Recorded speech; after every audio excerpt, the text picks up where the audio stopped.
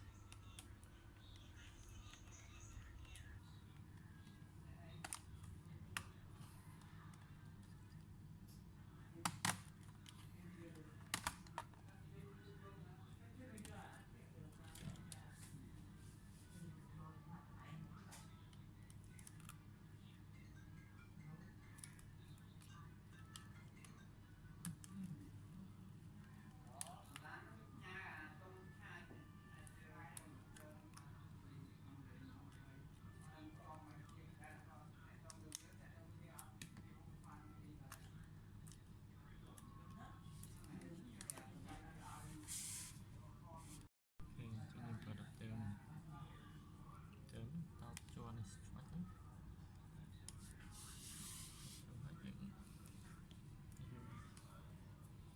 giờ anh chậm mà muốn dạ anh được cả chậm mà ok mình cái này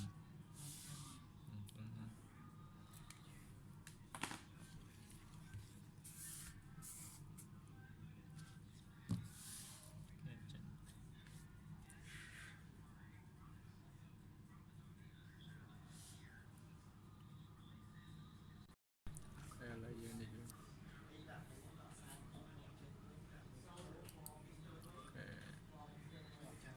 ok nó bánh nhà keyboard nó khi nó bị lón đây trong đó những tàu bị trùng giảm mứa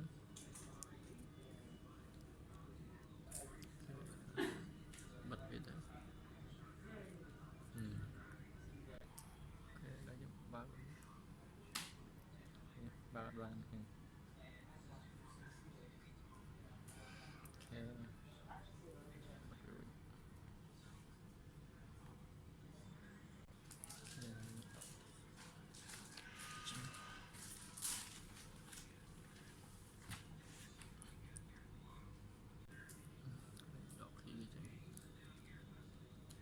bàn mà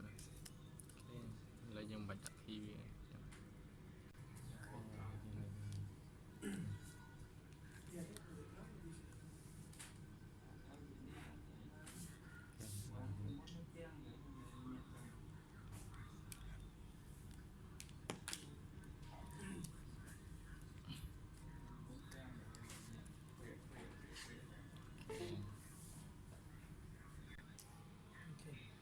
full